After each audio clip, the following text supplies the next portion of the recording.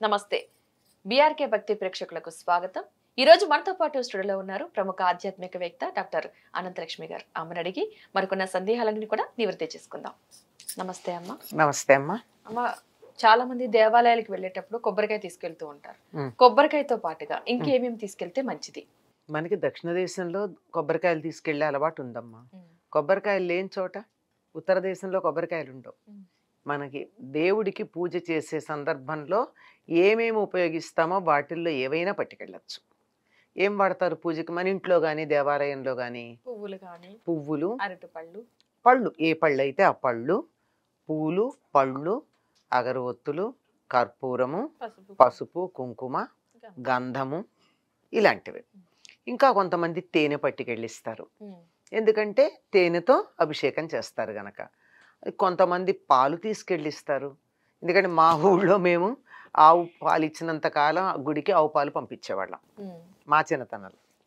అట్లా ఏది తమకుంటే అది దేవుడి పూజకి ఏవేవి ఉపయోగపడతాయో వాటన్నిటినీ తీసుకెళ్ళి భగవంతుడికి అర్పిస్తాం.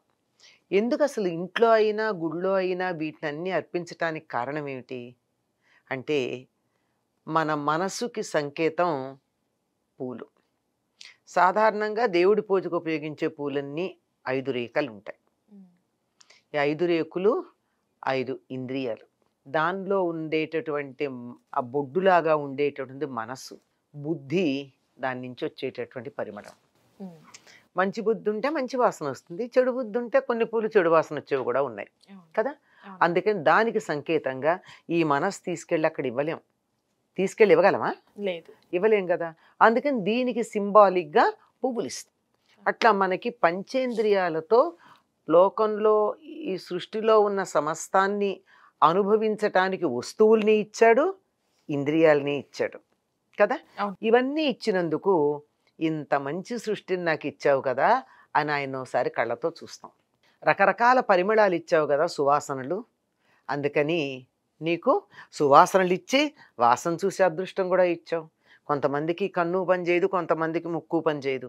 నాకు వాసన చూసే అదృష్టము ఇచ్చావు, చూడ్డానికి మంచి వాసన ఇచ్చావు, అందుకని నీకు ఒక అగరబత్తి, పరిమళ ద్రవ్యం. ఇట్లా పంచేంద్రియాలతో మనం ఏమేమి అనుభవించటానికి భగవంతుడు మనకి ప్రసాదించాడో వాటన్నింటినీ కూడా సింబాలిక్గా మనం దేవుడికి సమర్పించుకుంటాం అమ్మా. అంతకన్నా ఇంకేం లేదు. దక్షిణ దేశంలోనే కొబ్బరికాయ ఇస్తాం. కొబ్బరికాయ ఎందుకు ఇస్తామంటే దానికి ఒక పెద్ద కారణం చెప్తారు. మనమే కొబ్బరికాయకి సింబల్.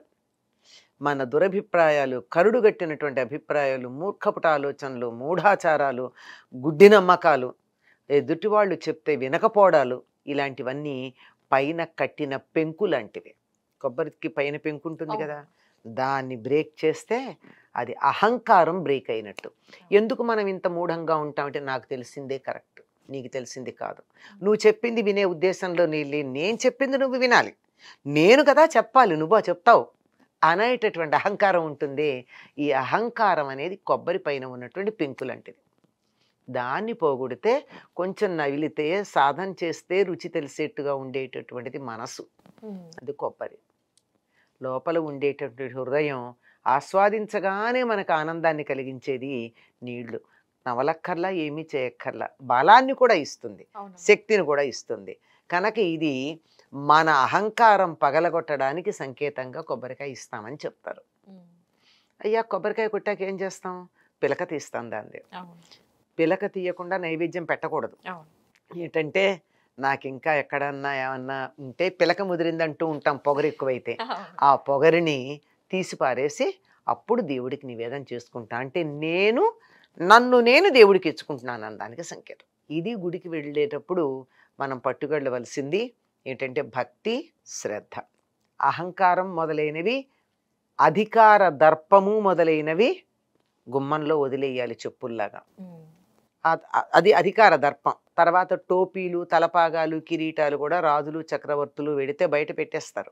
టోపీ పెట్టుకోరు కదా గుడిలో, తలపాగా ఉన్న తీసేస్తారు కదా.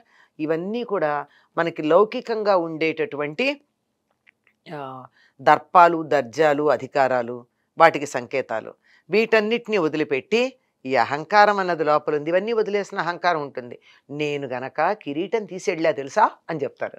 అంటే నేను కిరీటం తీయడం కూడా నా అహంకారంలో ఒక భాగం. అవును. అవునా కదా? అవును. అక్కడ కూడా అహంకారం చూపించినట్టే ఉంది. అదే ఉంటుంది.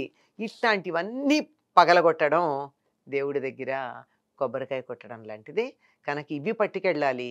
స్వచ్ఛమైన మనసుని తీసుకెళ్ళాలి. అహంకారం, మమకారం, ఇట్లా అధికారం, దర్పం వీటన్నిటిని వదిలేయాలి.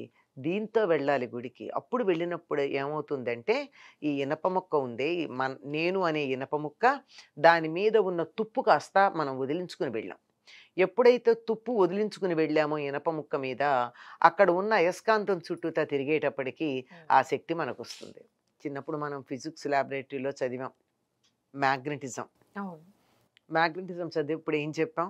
ఒక ఇనప ముక్క అయస్కాంతం కావాలంటే ముందు దానిపైన ఉన్న తుప్పు వదిలించాలని చెప్పాం అవును. కదా. అవునమ్మా. ఆ తుప్పు అక్కడ వదిలించి వెళ్ళినప్పుడు ఇవన్నీ ఈ గుళ్ళో ప్రదక్షిణ చేసినప్పుడు ఆ మూలంలో ఉన్నటువంటి శక్తి ఏదైతే ఉందో ఇది ప్రదక్షిణ చేసినటువంటి వాళ్ళకు వస్తుంది. అందువల్ల అక్కడ ఉన్నట్టయితే మనలో కొంత శక్తి పెరుగుతుంది. ఈనాటి భాషలో చెప్పాలంటే పాజిటివ్ వైబ్స్ ఎక్కువ అవుతాయి. అది అది మనం స్థిరపడాలి, కాంక్రిటైజ్ అవ్వాలి. వెంటనే వెళ్ళిపోయే ప్రమాదం ఉంది. అందువల్ల కాసేపు కూర్చోవాలి. అందుకే కూర్చోమంటారు. కూర్చోమంటారు. గుడికి వెళ్ళిన తర్వాత వెంటనే వచ్చేయకుండా కొంచెం దర్శనం చేసుకుని ఒక 5 నిమిషాలని అక్కడ కూర్చుని రమ్మని కూర్చుంటామంట. చెప్తారు. అక్కడ నిజమేనమ్మా. నిజంగా గుడికి అలా వెళ్ళొచ్చిన తర్వాత కూడా చాలా ప్రశాంతంగా ఉంటుంది బయటకు వచ్చిన తర్వాత. అక్కడ ఇవన్నీ పాటిస్తే మనం అర్జెంటుగా ఫ్లయింగ్ విజిట్ చేస్తాం కదా దేవుడికి. అవి కూడా ఉంటాయి. ఫ్లయింగ్ విజిట్ చేస్తాం. తర్వాత స్కూటర్ మీద ఎడుతూ చెప్పులు విప్పకుండా ఒక చేత్తో ఇట్లా నమస్కారం చేస్తాం, ఇలా ముద్దులు పెడతాం. దేవుడికి ముద్దు పెట్టడం ఏంటమ్మా ఎంగిల్ చేస్తూ? మహాపాపం ముద్దు పెడితే. పిల్లల్నే దగ్గరగా ముద్దు పెట్టుకోవద్దని చెప్తారు.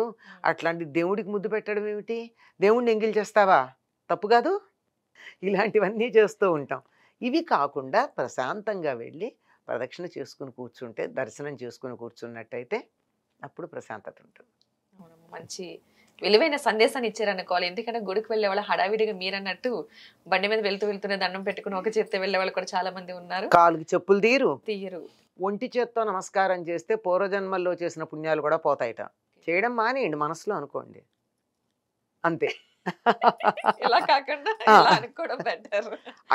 చెయ్యి కూడా పెట్టక్కర్లేదమ్మా, మనసులో అనుకోవడానికి చెయ్యేందుకు?